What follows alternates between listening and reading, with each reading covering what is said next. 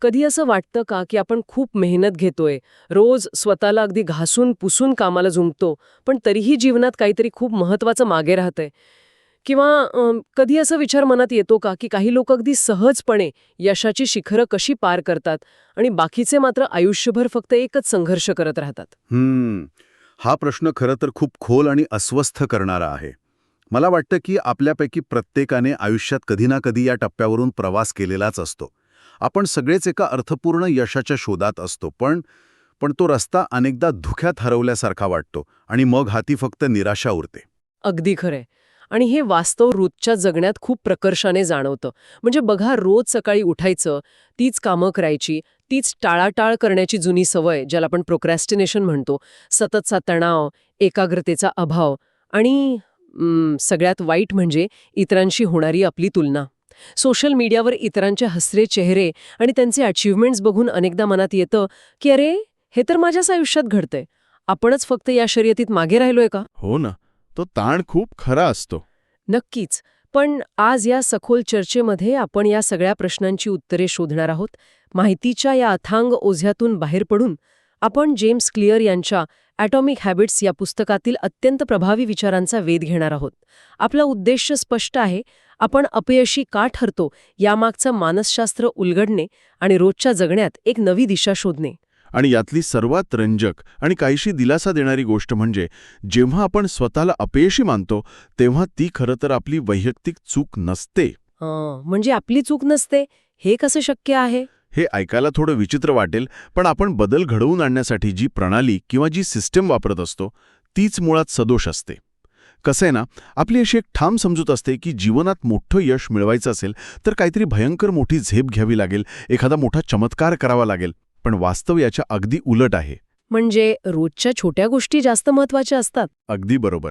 जीवनातले मोठे बदल हे एका रात्रीत किंवा एका मोठ्या झेपेतून येत नाहीत, तर ते रोजच्या अगदी छोट्या छोट्या अदृश्य वाटणाऱ्या सवयींमधून आकार घेतात. हे ऐकायला खूप छान वाटतं.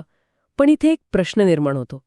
जर हे इतकं साधं आहे, तर आपण नेहमी रातोरात यश मिळवण्याच्या आशेवर का जगतो? म्हणजे आपल्याला नेहमी तो मॅजिक पिल किंवा एका रात्रीत आयुष्य बदलणारी जादूची कांडी का हवी असते? कारण आपला मेंदू अशाच प्रकारे डिझाईन झालेला आहे. आपण परिणामांवर खूप जास्त लक्ष केंद्रित करतो, पण प्रक्रियेवर नाही. यावर एक अत्यंत उत्तम आणि रंजक उदाहरण सांगतो. ब्रिटिश सायकलिंग टीमची कथा.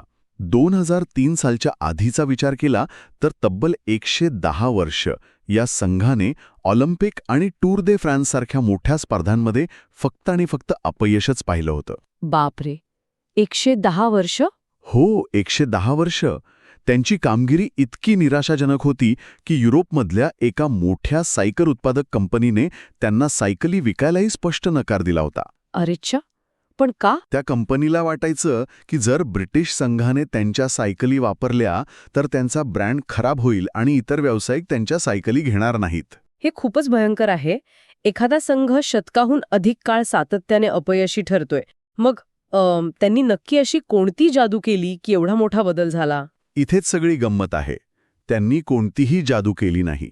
2003 मध्ये देव ब्रेल्सफोर्ड या नव्या परफॉर्मन्स डायरेक्टरची नियुक्ती झाली. त्यांनी कोणतीही मोठी घोषणा केली नाही किंवा रातोरात संपूर्ण संघ बदलण्याची अतिशयोक्तीपूर्ण भाषा केली नाही. त्यांनी फक्त एकच धोरण अवलंबलं, ज्याला ते ॲग्रिगेशन ऑफ मार्जिनल गेन्स म्हणायचे. ॲग्रिगेशन ऑफ मार्जिनल गेन्स म्हणजे नक्की काय? याचा साधा अर्थ असा की सायकल चालवण्याशी संबंधित असलेल्या प्रत्येक छोट्या गोष्टीत फक्त 1% सुधारणा शोधणे. त्यांनी सुरुवातीला सायकलच्या सीटचा आकार बदलून त्या अधिक आरामदायी केल्या. टायर्सवर अल्कोहोल चोळलं, जेणेकरून ट्रॅकवर ग्रिप चांगली मिळेल. पण हे तर तांत्रिक बदल झाले ना, जे कोणताही व्यावसायिक संघ करेल.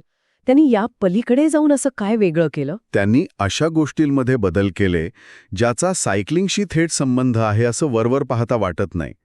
म्हणजे बघा, त्यांनी खेळाडूंना मसाज करण्यासाठी कोणतं जेल सर्वात चांगलं आहे, ज्यामुळे स्नायू लवकर पूर्ववत होतील हे शोधून काढलं. खेळाडूंना आजारी पडण्यापासून वाचवण्यासाठी हात धुण्याची सर्वात योग्य पद्धत शिकवणारा एक डॉक्टर नेमला. हात धुण्याची पद्धत, हे खूपच बारकाईने केलेलं काम आहे. हो ना.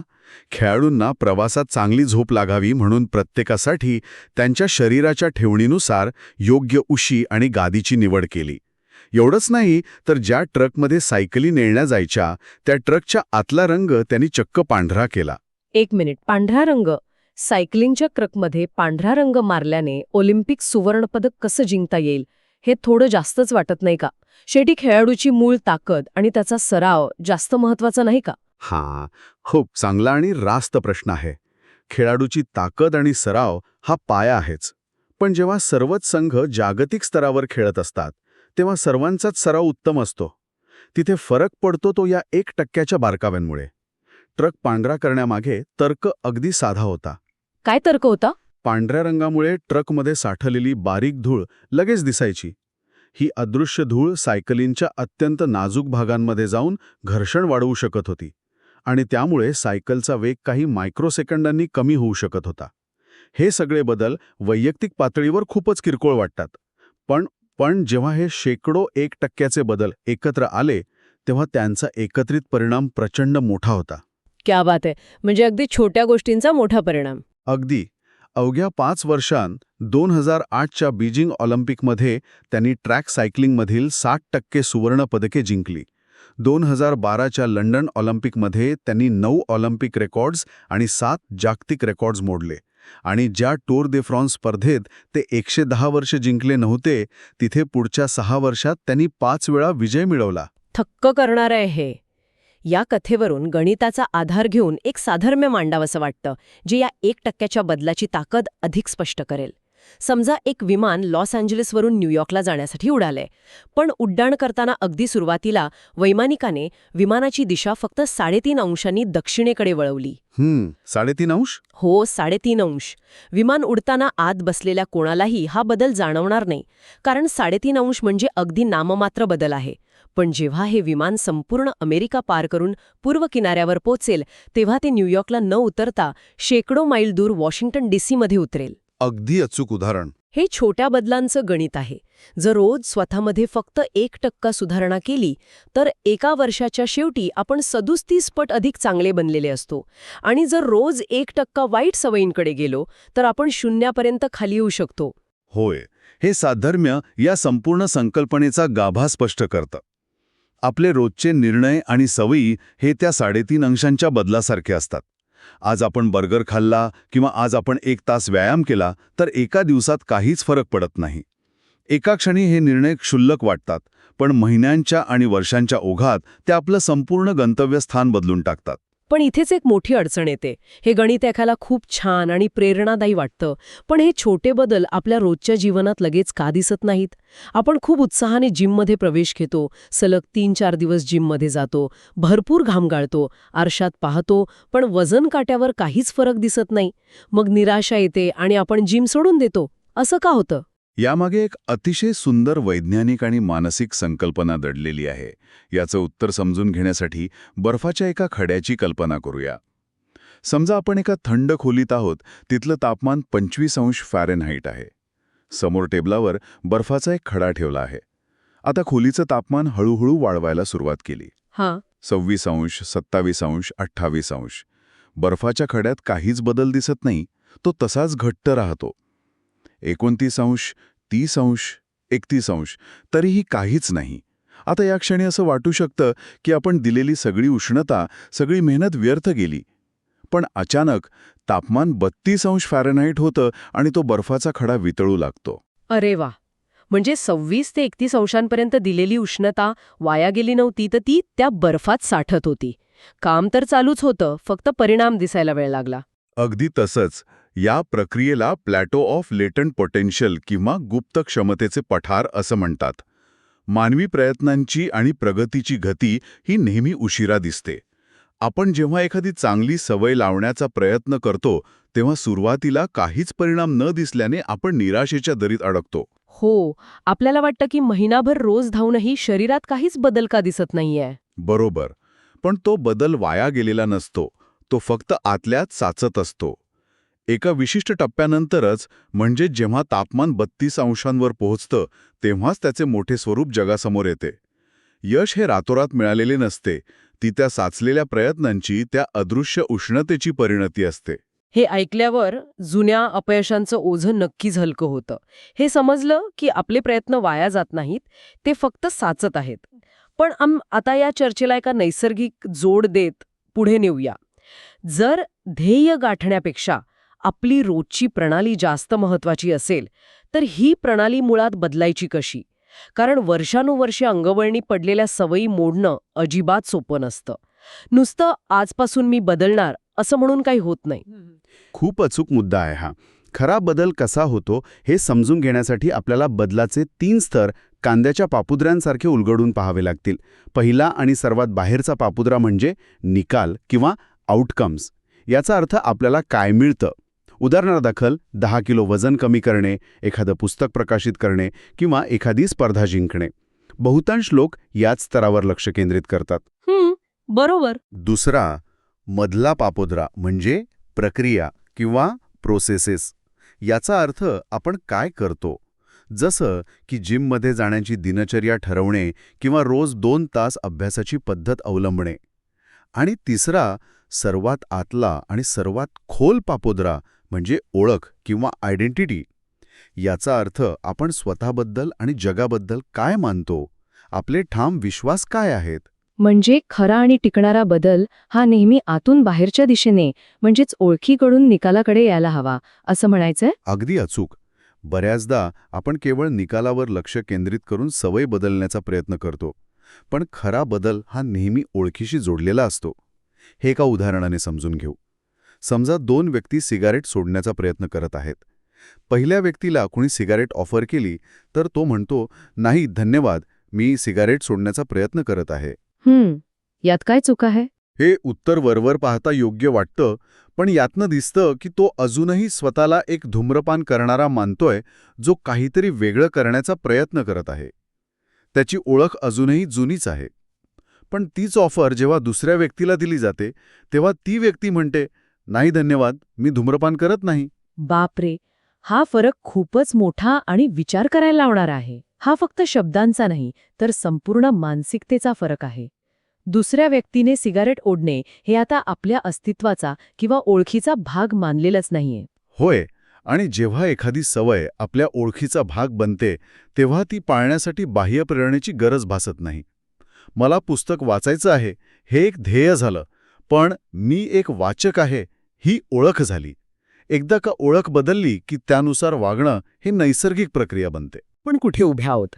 आणि सर्वात महत्वाचा प्रश्न, आपण खरंच स्वतःला कोण मानतो?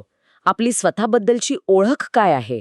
हे प्रश्न खूप महत्वाचे आहेत, कारण आपली प्रत्येक छोटी कृती ही आपण कोण बनू इच्छितो यासाठी दिलेलं एक मत असतं, एक वोटसारखं. जेव्हा आपण एक पान वाचतो तेव्हा आपण स्वतःला वाचक म्हणून एक मत देतो.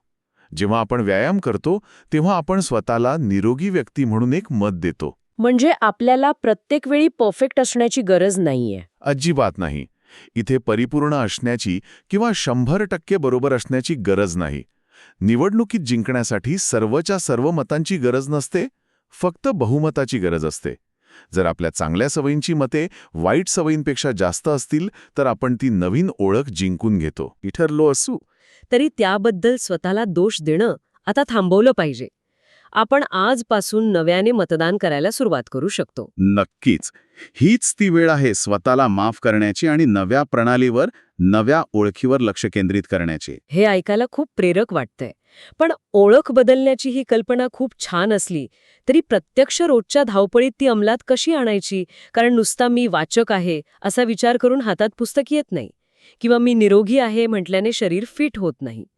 थकलेल्या संध्याकाळी कामावरून घरी आल्यावर प्रत्यक्ष कृती कशी घडून आणायची? इथेच आपल्याला मानसशास्त्र आणि न्यूरोसायन्सची मदत घ्यावी लागते. मानवी वर्तनाचे आणि सवयींचे 4 टप्पे असतात, ज्यातून आपली प्रत्येक कृती जाते. हे 4 टप्पे म्हणजे खूण, तीव्र इच्छा, प्रतिसाद आणि बक्षीस. इंग्रजीत याला क्यू, क्रेविंग, रिस्पॉन्स आणि रिवॉर्ड म्हणतात. हे जरा तांत्रिक वाटतंय. हे टप्पे नक्की कसे काम करतात? अत्यंत सोपं आहे. खूण म्हणजे असा ट्रिगर जो आपल्या मेंदूला संकेत देतो, जसं की मोबाईलवर आलेला नोटिफिकेशन. ही खूण पाहिल्यावर मेंदूत डोपामाइन नावाचं रसायन सरवतं, ज्यामुळे आपल्याला ती गोष्ट हवीहवीशी वाटते. यालाच आपण तीव्र इच्छा म्हणतो. म्हणजे तो मेसेज वाचण्याची अनावर इच्छा होते. बरोबर. त्यानंतर आपण जी कृती करतो म्हणजे मोबाईल हातात घेऊन मेसेज वाचणे, तो आपला प्रतिसाद असतो. आणि शेवटी मेसेज वाचल्यानंतर जी शांतता किंवा समाधान मिळतं ते बक्षीस असतं. या 4 टप्प्यांमधूनच वर्तणुकीतील बदलाचे 4 नियम तयार होतात, जे आपल्याला नवीन सवयी लावण्यासाठी मदत करतात. मग एखादी नवीन चांगली सवय लावायची असेल तर हे नियम कसे वापरायचे? पहिला नियम, सवय स्पष्ट आणि दिसणारी बनवा. जर पुस्तक वाचायचं असेल तर ते कपाटात न ठेवता उशीजवळ ठेवा. दुसरा नियम, ती आकर्षक बनवा. तिसरा नियम, ती सोपी बनवा. आणि चौथा नियम, ती समाधानकारक बनवा. यातला तिसरा नियम खूप लक्षवेधी वाटतो. सवय सोपी बनवा. कारण मानवी स्वभाव हा नेहमी कमीत कमी कष्ट लागणाऱ्या गोष्टींकडे आकर्षित होतो. आपण नेहमी असा मार्ग निवडतो जिथे ऊर्जा कमी खर्च होते. म्हणूनच दिवसभर कंटाळवाणं काम केल्यावर आपण जिममध्ये जाण्याऐवजी सोफ्यावर बसून टीव्ही बघणं पसंत करतो. अगदी तसंच. आणि म्हणूनच जेम्स क्लिअर यांनी 2 मिनिटांचा नियम सुचवला आहे. हा नियम सांगतो की जेव्हा आपण एखादी नवीन सवय सुरू करतो तेव्हा ती पूर्ण करण्यासाठी 2 मिनिटापेक्षा कमी वेळ लागला पाहिजे. पण एक सेकंड, इथे मला थोडी शंका आहे. मला रोज 5 किलोमीटर धावायचे आहे असं मोठं उद्दिष्ट न ठेवता मी फक्त माझे धावण्याचे बूट घालेन इथून सुरुवात करायची. पण बूट घालून 2 मिनिटात कोणती मॅरेथॉन जिंकता येणार आहे? किंवा बूट घातल्याने कोणाचं वजन कमी होणार आहे? हे स्वतःला मूर्ख बनवण्यासारखं नाही का? सुरुवातीला हे नक्कीच विचित्र वाटतं. बूट घातल्याने वजन कमी होणार नाही हे उघड आहे, पण ती सवय प्रस्थापित करण्यासाठी ही पहिली आणि सर्वात महत्त्वाची पायरी आहे. आपल्याला वाटत असेल की रोज फक्त 1 पान वाचून काय होणार, पण उद्देश पहिल्याच दिवशी पुस्तक संपवणे हा नाहीच आहे. उद्देश आहे वाचनाची सवय सुरू करणे. म्हणजे सुरुवात करणं. हो, जोपर्यंत एखादी सवय अस्तित्वातच येत नाही तोपर्यंत ती सुधारता येत नाही. इंग्रजी त्याला अत्यंत सुंदर शब्दात मांडले, स्टँडर्डाइज बिफोर यू ऑप्टिमाइज. म्हणजे आधी सवय रुजवा, मग ती सजवा. आधी ती अंगवळणी पाडा, मग ती उत्कृष्ट करा. अरे वा, आधी सवय रुजवा मग ती सजवा, हे खूपच प्रभावी आहे. हे असं झालं की दररोज जिमच्या दारापर्यंत फक्त जाण्याची सवय लावायची. एकदा का रोज जिममध्ये जाण्याची सवय लागली की आपोआपच तिथे थोडं व्यायाम घडेल. म्हणजे प्रेरणा किंवा इच्छाशक्तीवर अवलंबून राहण्याऐवजी सुरुवात करणं सोपं करायचं. नक्कीच. आणि जेव्हा आपण इच्छाशक्तीवर बोलतो तेव्हा आणखी एक खूप मोठी चूक आपण सगळे करतो. आपण सतत प्रेरणेची वाट पाहत बसतो. पण प्रेरणा ही खूप फसवी असते. त्यापेक्षा आपला आजूबाजूचं वातावरण डिझाईन करणं जास्त फायदेशीर ठरतं. वातावरण म्हणजे आपल्या सवयींमध्ये वातावरणाचा एवढा मोठा वाटा असतो? होय. ज्यांना आपण शिस्तबद्ध लोक म्हणतो ते सतत इच्छाशक्तीचा वापर करत नाहीत. ते फक्त अशा वातावरणात राहतात जिथे मोहाचे प्रसंग कमी येतात. जर निरोगी खायचं असेल तर फ्रीजमध्ये जंक फूड ठेवूच नका. सफरचंद आणि फळं समोर दिसतील अशी ठेवा. सवय स्पष्ट करा. आणि जर वाईट सवय मोडायच्या असतील तर हे 4 नियम उलटे करा. म्हणजे वाईट सवय अदृश्य करा, अनाकर्षक करा, कठीण करा आणि असमाधानकारक करा. हे खूपच लॉजिकल आहे. जर सोशल मीडियाचा वेळ कमी करायचा असेल तर फोन दुसऱ्या खोलीत चार्जिंगला लावणं किंवा ॲप्स डिलीट करणं, जेणेकरून ती सवय कठीण होईल. अगदी तंतोतंत. आपली ऊर्जा वाईट सवयीशी लढण्यात आणि स्वतःला दोष देण्यात घालवण्यापेक्षा असं वातावरण तयार करण्यात घाला जिथे त्या वाईट सवयी करणेच कठीण होऊन बसेल. आपला मेंदू लाखो वर्षांच्या उत्क्रांतीतून असा डिझाईन झालेला आहे की तो नेहमी तत्कालीन बक्षिसांकडे ओढला जातो. जंगलात राहताना भविष्याची चिंता करण्यासाठी वेळ नव्हता. आजचं अन्न आज मिळवणं महत्त्वाचं होतं. त्यामुळेच आपण दीर्घकालीन फायद्यांपेक्षा, जसे की आरोग्यासाठी व्यायाम, अल्पकालीन फायद्यांना, जसे की आता मिळणारा बर्गरचा आनंद, याला प्राधान्य देतो. हे मानसशास्त्र समजल्यावर स्वतःला दोष देण्याऐवजी आपण आपल्या सवयी आणि वातावरण कसं डिझाईन करू शकतो यावर लक्ष केंद्रित करणं जास्त अर्थपूर्ण वाटतं. होय. जेव्हा सवयींना ओळखीशी जोडलं जातं आणि त्या पार पाडण्यासाठी योग्य वातावरण निर्माण केलं जातं तेव्हा यशाचा मार्ग खूपच सोपा आणि नैसर्गिक होतो. आजची ही सखोल चर्चा खरोखरच डोळे उघडणारी आहे. एका क्षुल्लक वाटणाऱ्या 3.5 अंशांच्या किंवा 1% बदलापासून आपण सुरुवात केली आणि शेवटी तो बदल आपल्या अस्तित्वाची, आपल्या ओळखीची कशी नव्याने निर्मिती करतो हे आपण पाहिलं. सवयी या केवळ काही भौतिक गोष्टी मिळवण्यासाठी, पैसा कमवण्यासाठी किंवा वजन कमी करण्यासाठी नसून त्या आपण कोण बनतो यासाठी असतात. आपल्या प्रत्येक कृतीतून आपण स्वतःला एक मत देत असतो. या पुस्तकातला एक अतिशय प्रभावी आणि विचार करायला लावणारा विचार मला इथे मांडावासा वाटतो. जेम्स क्लेअर म्हणतात, व्यावसायिक लोक ठरलेल्या वेळापत्रकाचं पालन करतात, तर हौशी लोक नेहमी परिस्थितीला, प्रेरणेच्या अभावाला किंवा आयुष्यातील अडचणींना दोष देतात. जेव्हा आपण व्यावसायिक बनतो तेव्हा मूळ कसाही असो, आपण ती कृती करतोच. कारण यशाची कोणतीही अंतिम रेषा नसते. यश हे मिळवून थांबण्याचं ठिकाण नाही. ती स्वतःला सुधारण्याची एक निरंतर चालणारी प्रक्रिया आहे. किती खरा आणि खोल विचार आहे हा. आपण प्रेरणेची वाट पाहत बसतो, पण कृतीतून प्रेरणा निर्माण होते हे आपण विसरून जातो. लक्षात ठेवण्यासारखी गोष्ट हीच आहे की जीवनातले मोठे बदल एका दिवसात, एका महिन्यात किंवा एका वर्षात अचानक होत नाहीत. पण रोज घेतलेल्या छोट्या छोट्या निर्णयांमुळे, त्या रोजच्या 1% प्रगतीमुळे संपूर्ण आयुष्य नक्की बदलू शकतं. आपण मागे वळून पाहतो तेव्हा तो साठलेला बर्फाचा खडा अचानक वितळलेला दिसतो. पण या सर्व चर्चेच्या शेवटी एका अतिशय वेगळ्या आणि नव्या गोष्टीवर नक्की विचार करूया. कोणती गोष्ट? आपल्या आजूबाजूचं वातावरण आपल्या सवयी घडवतं हे आपण आत्ताच पाहिलं. पण जर आपण डिजिटल जगाचा विचार केला तर सोशल मीडिया प्लॅटफॉर्म्स आणि त्यांचे अल्गोरिदम्स हे देखील एक वातावरणच आहे ना. मग आपण आपल्या सवयींचे मालक आहोत की सिलिकॉन व्हॅलीमधील काही इंजिनियर्सनी आपल्या मेंदूतील डोपामाइनचा अभ्यास करून आधीच ठरवून ठेवलंय की आपण आपला वेळ कसा घालवणार आहोत? आपण स्वतःची ओळख स्वतः घडवत आहोत की कोणता तरी अल्गोरिदम ती घडवतोय? या प्रश्नावर नक्की विचार करा. आजपासून स्वतःच्या नव्या ओळखीवर काम करायला सुरुवात करूया. आपण केवळ ध्येय गाठायचं नाहीये, तर ती नवी व्यक्ती बनायचं आहे. कारण आपलं भविष्य इतर कुठेही नसून आजच्या छोट्याशा सवयींमध्ये लपलेलं आहे. तो 3.5 अंशांचा बदल आजच करूया आणि पाहूया जीवनाचं विमान कोणत्या नव्या आणि सुंदर शिखरावर घेऊन जातात ते. आज अशी कोणती 2 मिनिटांची सवय आपण सुरू करू शकतो जी भविष्यात आपली नवी ओळख बनेल?